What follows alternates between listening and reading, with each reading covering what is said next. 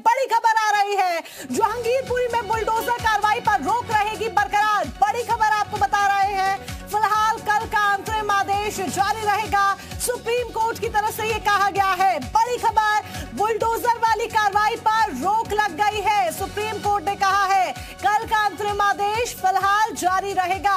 अतिक्रमण हटाने पर सुप्रीम कोर्ट ने बड़ी टिप्पणी की है। पूरे देश में अतिक्रमण हटाने पर रोक नहीं लगा सकते हैं, पूरे देश में स्टे का ऑर्डर नहीं दे सकते, सुप्रीम कोर्ट ने कहा है। बड़ी जानकारी आप तक पहुंचा रहे हैं और जी मीडिया संवाददाता हमारे साथ जुड़ चुके हैं जब्बार खान। जब्बार का सीधे रुख करेंगे। जब्बार, सुप्रीम कोर्ट की तरफ से बड़ा आदेश दिया गया है, बुलडोजर वाली कार्रवाई पर अभी रोक बरकरार रहेगी।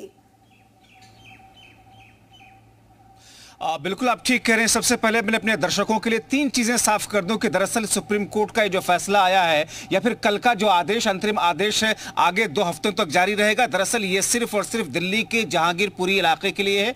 दूसरी बात यह कि कल जिस तरीके से उस पर स्टे कर दिया गया था, रोक लगा दी गई थी, वही अंतरिम रोक अभी अगले 2 हफ्तों तक जारी रहेगी। यानी कि अगली जो सुनवाई होगी वो 2 हफ्ते के बाद सुनवाई होगी। उसके बाद में, उस सुनवाई के बाद में सुप्रीम कोर्ट का रुख क्या होता है, उस रुख को देखा जा सकता है, वो रुख साफ हो सकेगा। लेकिन आज बड़ी दिलचस्प रही कार्रवाई सुप्रीम कोर्ट के अंदर, जो कार्रवाई चली, जिस पर खासतौर पर याचिका दाखिल करने वाले लोगों की तरफ से जो पक्ष रखे गए, उसमें यह कहा गया कि दिल्ली के अंदर करीब करीब 1750 अनाधिकृत कॉलोनियां हैं, करीब 50 लाख लोग इस तरीके से रहते हैं। और ऐसे में क्या अचानक दिल्ली पुलिस या फिर एमसीडी की तरफ से बुलडोजर चलाया जाना, क्या यह ठीक है? क्या उन्हें पहले से नोटिस नहीं दिया जाना चाहिए? हालांकि आमतौर पर ऐसे केसेस में पहले से उन्हें 5 से 15 दिनों का नोटिस सर्व किया जाता है और उसके बाद में जब वहां से अतिक्रमण नहीं हटता है, फिर उसके बाद में जाकर के उस जगह को डेमोलिश किया जाता है या फिर अतिक्रमण को हटाया जाता है। तो इस किस्म की दलीलें आज रखी गई। लेकिन कपिल सिब्बल की तरफ से जो बात कही गई, कपिल सिब्बल ने सुप्रीम कोर्ट में याचिकाकर्ता की तरफ से यह बात कही कि दरअसल एक पक्ष को टारगेट करने के लिए इस किस्म के बुलडोजर की कार्रवाई की जा रही है। खासतौर पर मुस्लिम पक्ष को, अल्पसंख्यकों को टारगेट किया जा रहा है, क्योंकि जिस अंदाज में पूरी तरीके से शोभा यात्रा निकली और उसके बाद में जो हिंसा के दौरान जो कुछ हुआ, लेकिन टारगेट सिर्फ और सिर्फ एक ही पक्ष के लोगों, उनकी दुकानों और उनके मकान के जो अतिक्रमण के नाम पर तोड़फोड़ की गई है, ये सिर्फ और सिर्फ टारगेट करके किया जा रहा है, जो कि ठीक नहीं है। इसे देश में एक अच्छी मिसाल, क्या कुछ कहा है, पहले हमारे दर्शकों को वो सुनाते हैं कि वकील की तरफ से इस पूरे मसले पर क्या कहा गया है। बुलडोजर एक्शन के खिलाफ कई याचिकाएं सुप्रीम कोर्ट में दाखिल की गई हैं। उनमें से एक याचिकाकर्ता हमारे साथ हैं, विशाल तिवारी, उनसे हम बात करेंगे। सर, जो तमाम याचिकाएं लगाई गई थी, जिसमें से 2 याचिका पर सुप्रीम कोर्ट ने आज नोटिस जारी किया है, कोर्ट ने क्या कहा है खासकर जहांगीरपुरी मैटर में?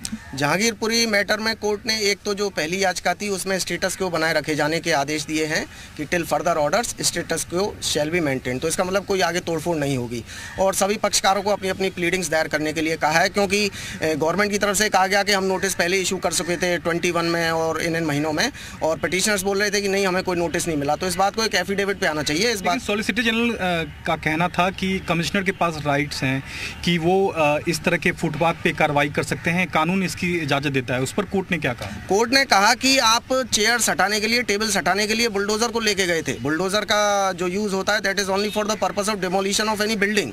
तो बिल्डिंग तोड़ी गई है, उसका राइट कोई कमिश्नर को नहीं होता है। जो कमिश्नर को है वो सिर्फ जो मूवेबल छोटे आइटम्स होते हैं उनको हटाने के लिए होता है। जेमित के ओर से कपिल सिब्बल जो पेश हुए थे, उन्होंने कहा कि बाकी राज्यों में भी जिस तरह से एक्शन हो रहा है उस पर भी रोक लगनी चाहिए, लेकिन कोर्ट ने मना कर दिया।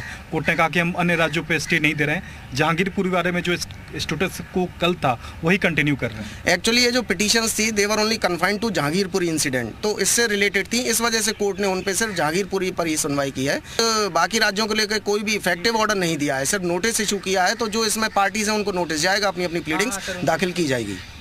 खासकर सॉलिसिटर जनरल का ये भी कहना था कि दिल्ली हाई कोर्ट का आदेश है कि जो भी अवैध अतिक्रमण है उनको डेमोलिश किया जाए, और वही कार्रवाई जो है इस वक्त चल रही है। उस पर कोर्ट ने क्या कुछ कहा? क्या इस मसले पर क्या हाई कोर्ट के ऑर्डर को इम्प्लीमेंट किया जा रहा था, या फिर जिस तरह से एक वर्ग को टारगेट किया जा रहा, जहाँ तक खासकर जो जमित के वकील कह रहे थे वो बात है? देखिए, कोर्ट को यही क्लैरिफिकेशन चाहिए कि हाई कोर्ट का ऑर्डर इम्प्लीमेंटेशन था तो वो क्या डिमोलिशन भी होना था बिल्डिंग्स का उसमें, या सिर्फ जो मूवेबल आइटम्स होते हैं टेयर, टेबल, लेडर एटसेट्रा, उसको हटाने के लिए था। तो पिटिशनर्स का कहना है कि हमारा बिल्डिंग डिमोलिश किया गया है। एक पिटिशनर है, उसने कहा कि मेरा 1977 से मेरे पास लाइसेंस था, मेरे फादर को भी मिला था, उसकी जूस शॉप थी, उसको डिमोलिश कर दिया गया विदाउट एनी नोटिस। उसके पास पेपर्स थे वैलिड। तो ये सब चीज़ें एफिडेविट पे आएंगी और जो प्लीडिंग्स आएंगी उसी के बाद क्लियर होगा। अभी कोर्ट ने इस पर कोई पर्टिकुलर स्पेसिफिक ऑर्डर नहीं दिया है।